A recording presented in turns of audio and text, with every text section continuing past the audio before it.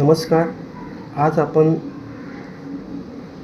ELCB आणि MCB ह्यामधला फरक समजून घेणार आहे. MCB हे वेगवेगळ्या प्रकारचे येतात.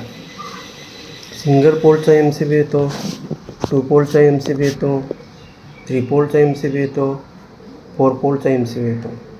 आता जशी रिक्वायरमेंट असेल, समजा आपला रेसिडेन्शियल झोन असेल, घरामध्ये आपण 32 अँपिअरचे किंवा 16 अँपिअरचे DP लावतो. DP म्हणजे डबल पोल आणि 2 pole MCB. Same as it आपण RCCB लावतो, तो पण डबल पोलचा असतो, 16 अँपिअर.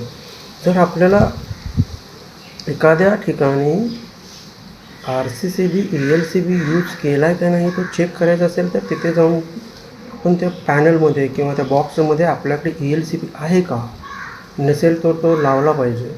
कारण मॅक्झिमम ठिकाणी ELCB हे पावसाळ्यामध्ये, आता जस्ट येणारा जो सीझन आहे पावसाळ्यामध्ये ELCB गरजेचे आहे.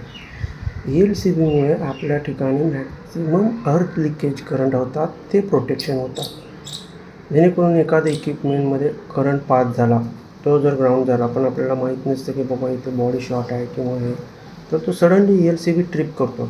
जोपर्यंत तो प्रॉब्लेम आपण रेक्टिफाय करत नाही किंवा एखादा इलेक्ट्रिशियन येऊन ते फाइंड आउट नाही करत, तोपर्यंत ELCB स्टँड होत नाही. तर हे ELCB टेस्ट करण्याचं पण एक इक्विपमेंट असतं.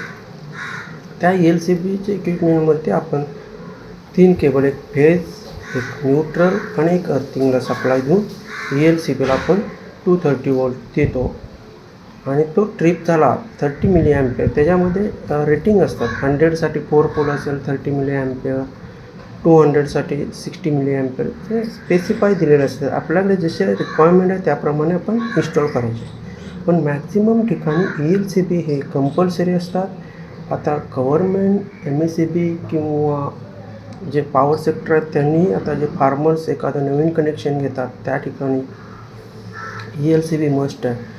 तर तो ELCB कॉन्ट्रॅक्टरकडून लावून घ्या, किंवा जर नसेल तर तो प्रोव्हाइड करायला सांगा. ELCBमुळे आपले इक्विपमेंट प्रोटेक्शन राहतं, मॅन प्रोटेक्शन राहतं, मशिनरी प्रोटेक्शन राहते.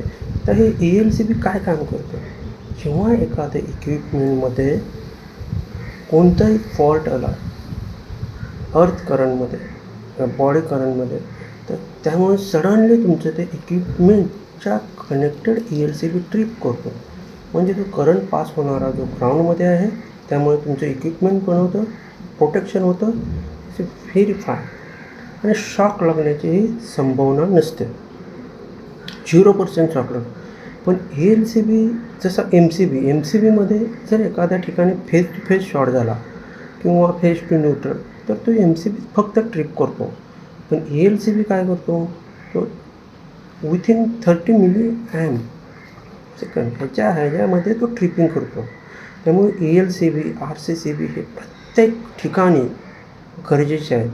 जसे तुम्हाला फार्मा सेक्टरमध्ये आहेत, हॉस्पिटल सेक्टर्स आहेत, बँक सेक्टर आहेत, मॉल सेक्टर आहेत, वेगवेगळ्या ठिकाणी ELCB लावणे गरजेचं आहे.